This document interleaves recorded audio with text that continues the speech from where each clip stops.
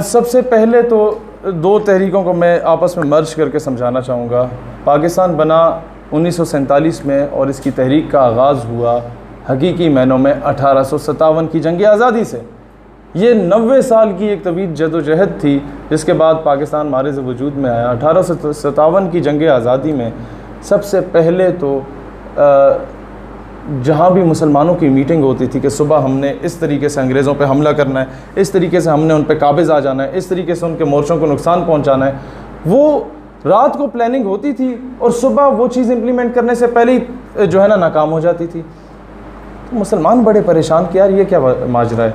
और जब उस तहरीक को कई जगहों पर बुरी तरह जब कुचल दिया गया जंग आज़ादी को 1857 की, तो हुआ क्या कि तब पता चला कि उन्हीं महफ़िलों में जहाँ ये सारी प्लानिंग होती थी वहाँ कोई ना कोई ऐसा गद्दार बैठा होता था जो कहता तो ख़ुद को मुसलमान था लेकिन अंग्रेज़ों का मुखबिर होता था। वो जो मुखबिर जो टाउट होते थे उस दौर में, जो अंग्रेज़ों से चंद टकों के एवज़ ये सारे राज बेच दिया करते थे मुसलमानों के, उन टाउट्स को जंग आज़ादी और तहरीक खिलाफत में मुसलमानों को तबाह करने के बाद अंग्रेज़ों ने नवाजना शुरू किया अपने तमाम वफ़ादारों को।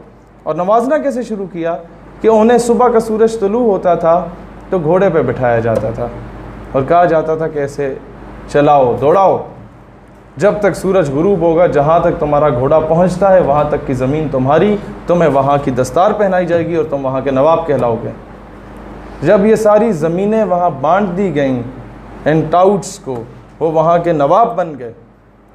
और उसके बाद जो कि थोड़े बहुत लोग रह गए, उनको क्या किया कि कई ऐसे मज़ार थे जहाँ पर गदी नशीन मौजूद नहीं थे, वहाँ पर 2-3 ऐसे मशहूर दरबार हैं जिनमें से एक शाह रुकन आलम रहमतुल्लाह अलैह का दरबार मुल्तान शरीफ में मौजूद है।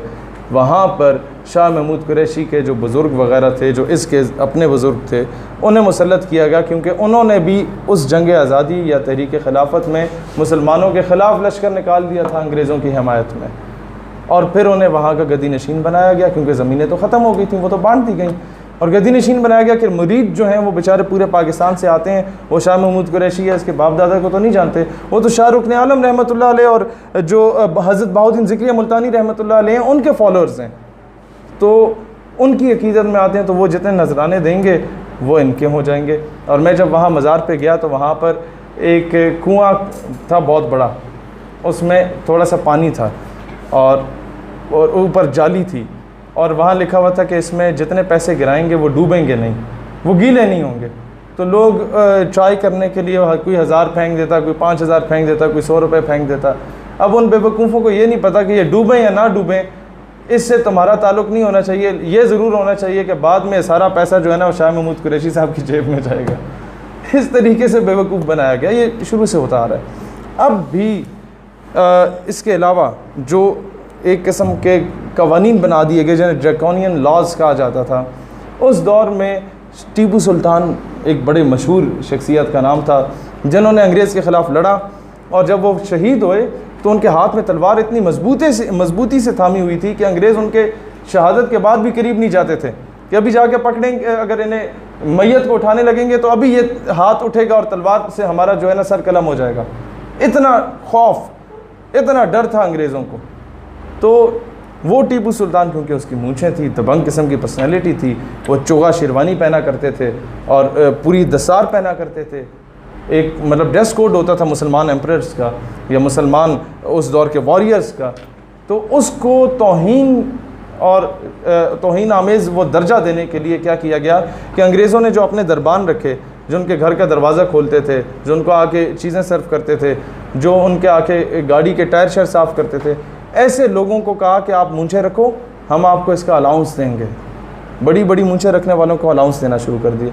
फिर कहा कि जी जो उनके ग़ुलाम होते थे ना अंग्रेज़ों के, उन्हें इन्होंने दस्तारें पहनाना शुरू कर दी, दस्तारें पहनाना शुरू कर दी। फिर क्या किया, उनको इन लोगों ने वो शेरवानियाँ देना शुरू कर दी कि शेरवानी पहनो, ऊपर दस्तार पहनो और मूंछें रखो बड़ी बड़ी।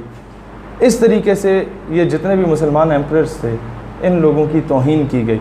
और फिर आपको पता है अंग्रेज़ के जो मेस होते थे वहाँ पर शराब सर्व करने वाला जो वेटर होता था उसके लिए दाढ़ी लाजिम होती थी।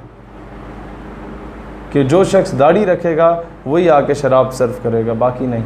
इस तरीके से तौहीन की गई मुसलमानों की। लेकिन मसला ये है, मसला ये नहीं कि उन्होंने तौहीन की, मसला ये है कि आज भी अनफॉर्चुनेटली आर्मी में जो शख्स मूंछें रखता है और बाहर गेट पे खड़ा होता है उसको अलाउंस दिया जाता है। आज भी गवर्नमेंट के आप इंस्टीट्यूट्स में जाएं, हुकूमती इदारों में जाएं, वहाँ बाहर जो शख्स आपका दरवाज़ा खोलेगा और आपको कहेगा साहब अंदर आएँ, उसने दस्तार पहनी भी होगी वही वाली, और उसने शेरवानी पहनी होगी। चाहिए तो यह था कि ऐसे तमाम लोगों को जो ब्रिटिशर्स के जो शहज़ादे होते हैं वो वाले ड्रेसेस पहनाए जाएँ, और जो उनके आर्मी ऑफिसर्स या जनरल ऑफिसर्स होते हैं ब्रिटिश आर्मी के, उनके जो यूनिफॉर्म्स हैं वो पहनाई जाएँ, ये बदला लिया जाए। लेकिन हम लोगों में वो ग़ुलामी जो है वो नस्ल दर नस्ल सराहियत करती गई। और आज भी जो उस दौर में अंग्रेज़ों के वफ़ादार थे उनमें से कई लोग बरसर इक़्तिदार मौजूद हैं। तो इस तरीके से आपकी जंग आज़ादी को कुचला गया, इस तरीके से तहरीक खिलाफत को नाकाम बनाया गया। जो गांधी का किरदार था वो आपके सामने, वो एक किस्म का मीठी छुरी चलाने वाला शख्स था। वो कहता तालीम छोड़ के सड़कों पे आ जाएं। फिर वो कहता है जनाब आप अफ़गानिस्तान और ईरान हिजरत कर जाएं। जब वहाँ नहीं जा सके वापस आए मुसलमान तो उनके घरों पे कब्ज़ा कर लिया। इस तरीके से जितने सरकारी इमारत थी, सर का ख़िताब, हिज़ हाइनेस का ख़िताब, हिज़ होलीनेस का ख़िताब, ये सारे वापस कर दें। बाद में जाके फिर अंग्रेज़ों के चरणों में बैठ के गांधी साहब और कहने लगे कि जनाब मुसलमानों से ख़िताब ले लिया जाए, इन लोगों ने आपसे बगावत की। पहले मुसलमानों को उकसाया, फिर अंग्रेज़ों को कहा कि इन्होंने बगावत की, अब ये सारे ख़िताबात हिंदुओं को दे दिए जाएँ, ये आपसे वफ़ादार रहेंगे। और हिंदू बनिया चापलूसी करने में बहुत अच्छा किरदार अदा करता है। मुसलमान में कहीं ना कहीं गैरत जो है ना वो झंझोड़ी जाती है। फिर 1857 की जंग आज़ादी में दो ऐसे वाक़ियात हुए थे जो कि आज भी इंसान का जो ज़मीर है उसे झंझोड़ने के लिए काफ़ी हैं। उस दौर में सबसे पहले जिसने अलम जिहाद बुलंद किया उस हस्ती का नाम अल्लामा किफ़ायत अली काफ़ी रहमतुल्लाह अलैह था, और उन्होंने अंग्रेज़ों के ख़िलाफ़ ये अलम बुलंद किया। उन्हें पकड़ के गिरफ़्तार किया गया और उन्हें कहा गया कि जनाब आप सबसे बुज़ुर्ग हैं, हम आपको बख्शना चाहते हैं, छोड़ना चाहते हैं, लेकिन एक बुनियाद पे आप ये फतवा वापस ले लें। तो उन्होंने कहा कि नहीं, मैंने तो रसूलुल्लाह अलैहिस्सलाम का कलमा पढ़ने के लिए पढ़ा है, छोड़ने के लिए तो पढ़ा नहीं है, तो मैं दस्तबरदार नहीं हूँगा। हुआ क्या कि उनके सामने जो उनके दोस्त उलमाए कराम थे जो इस मामले में, इस कैंपेन में उनके साथ साथ थे अंग्रेज़ों के ख़िलाफ़, उन्हें तोपों के साथ बांध के और तोपें चला दी जाती थीं, उनके चीथड़े उड़ते थे और कहा जाता था बुज़ुर्गों अब ये फ़ैसला वापस ले लो। वो कहते थे नहीं, मैं ये काम कभी भी नहीं कर सकता। फिर क्या हुआ बेटा कि वही अल्लामा किफ़ायत अली काफ़ी, उनके कमीज़ उतारी गई, उनके जिस्म पे इस्त्रियाँ फेरी गईं। और ये इस्त्रियाँ ये वाली नहीं होती हैं जो आज ये मॉडर्न किस्म की इस्त्रियाँ, उस दौर में बचा बड़ी बड़ी इस्त्रियाँ खोली जाती हैं, दरमियान में कोयले डाले जाते थे। आज भी अपने दादी या नानी से पूछें, वो उसी दौर की इस्त्रियाँ इस तरह की होती थीं, और फिर वो भारी, चंगी भली भारी होती थी, और वो उस तरह इस्त्रियाँ फेरी गई जिस्म पे, और वो जो चमड़ा है वो जब उधड़ा ना, अंदर से जो वो सारा वो खून और वो सारे ज़ख़म निकले, उसके ऊपर फिर ये नमक और मिर्चें छिड़की गईं और दोबारा फिर इस्त्रियाँ फेरी गईं और कहा गया कि आप वापस लें फतवा। लेकिन उन्होंने नहीं लिया। और फिर अगले दिन जब फांसी के फंदे पर लटकाने के लिए जाना था तो अल्लामा किफ़ायत अली काफ़ी उसी तरीके से, बुज़ुर्ग थे लेकिन उसी तरीके से दलेराना तरीके से दबंग अंदाज में खड़े हुए थे। वो जेलर भी हैरान था, मुहर्रर भी हैरान थे, सारे हैरान थे कि ये कौन सी क़ुव्वत है जो इसे बेदार किए हुए बैठी है। वहाँ इकबाल से जब मैं सवाल करता हूँ कि कौन सी क़ुव्वत है जो मुसलमानों के मुर्दा ज़मीर को झंझोड़ के इकट्ठा कर सकती है और बेदार कर सकती है, तो इकबाल ने वो एक जुमले में अगर मैं उससे जवाब मांगूँ तो उसकी पूरी शायरी से मुझे जवाब मिलता है कि the power that can bloat a dead body of Umma is Islam and all that Islam lies in इश्क़ रसूल अलैहिस्सलातु वस्सलाम। और वहाँ पर अल्लामा किफ़ायत अली काफ़ी जब फांसी के फंदे पे जा रहे थे लटकने के लिए, तो ये अल्फाज उनकी ज़ुबान पे थे कि कोई गुल बाकी रहेगा ना चमन रह जाएगा, कुछ भी बाकी नहीं रहना, कोई गुल बाकी रहेगा ना चमन रह जाएगा, बस रसूल अल्लाह का दीन हसन रह जाएगा। तो ये चीज़, ये वो रिश्ता था जो रसूलुल्लाह सल्लल्लाहु अलैहि वसल्लम की खुशनुदी के लिए जब बंदा निकलता है, अल्लाह ताला की रज़ा के लिए निकलता है, तो दुनिया की ये तोपें, बंदूकें, टैंक उसके आगे कोई मैंने नहीं रखते। और ये तहरीक जो कहा जाता है जी 1940 में शुरू होगी, 9 पहली शहादत वो थी।